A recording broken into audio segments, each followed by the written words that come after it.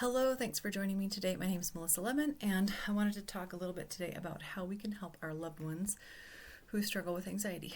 So, I've actually already talked about this quite a bit, but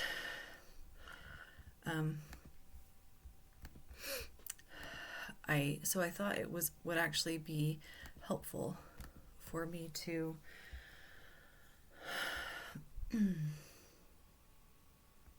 all these choices, guys, throws me off.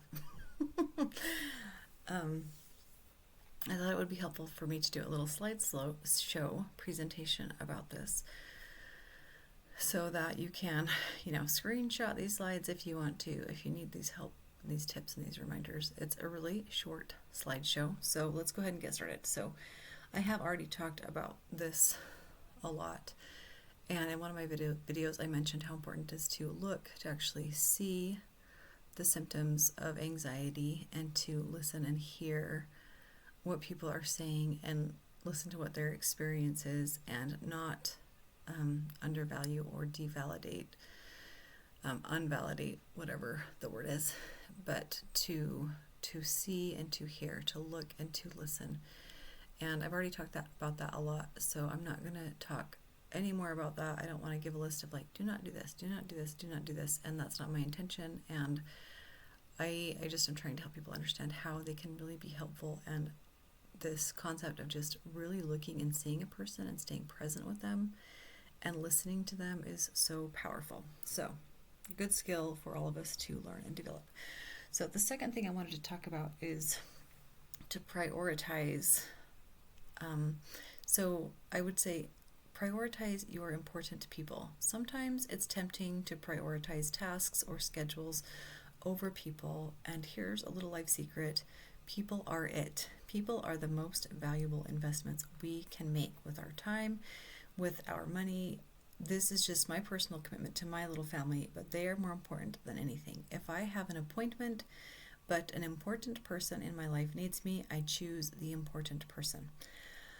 So something happened to me years ago where basically, I guess I almost lost my family. I went through a period of time where I really wanted a divorce, and getting that close to losing something that was so precious to me was a wake-up call.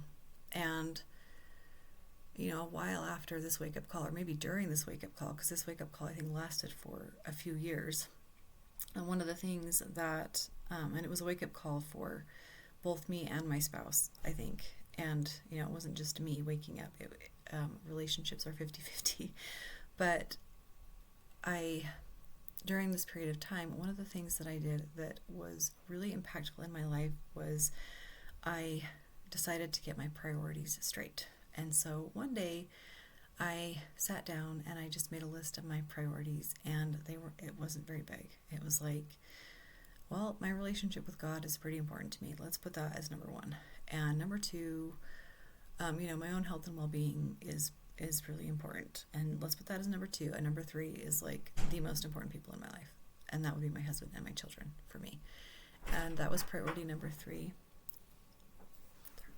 And so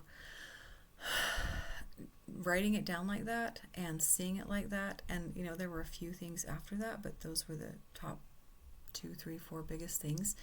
And I was that was it. And when you have a list that you can look at and see, or even just writing it down and having that intention of when I have decisions to make, I go to the top.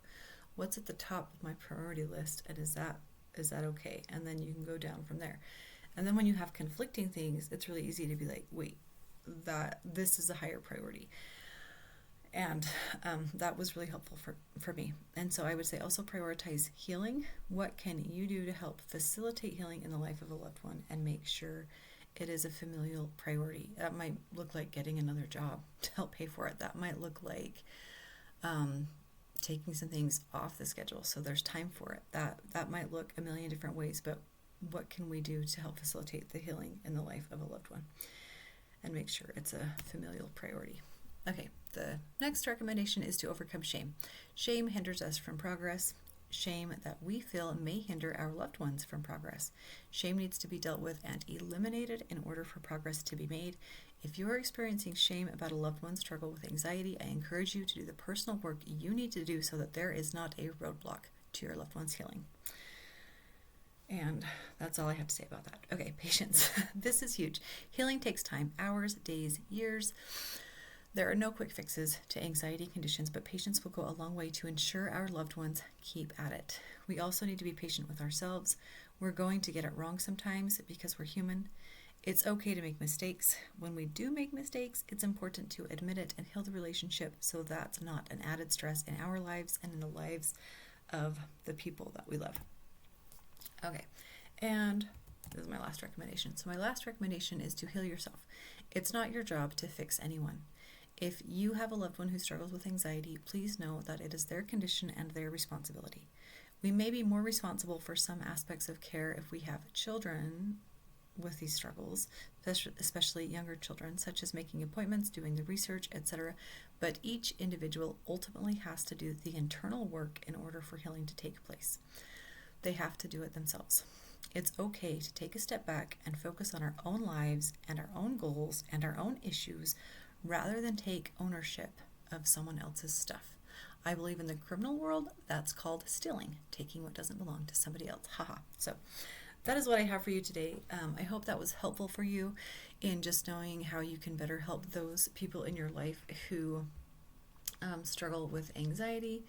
And I'll just come back and say a quick goodbye. Thank you so much for watching this video and for joining me on this journey. I hope it's being helpful for you. Let me know if you have any questions, and we'll see you next time. Bye.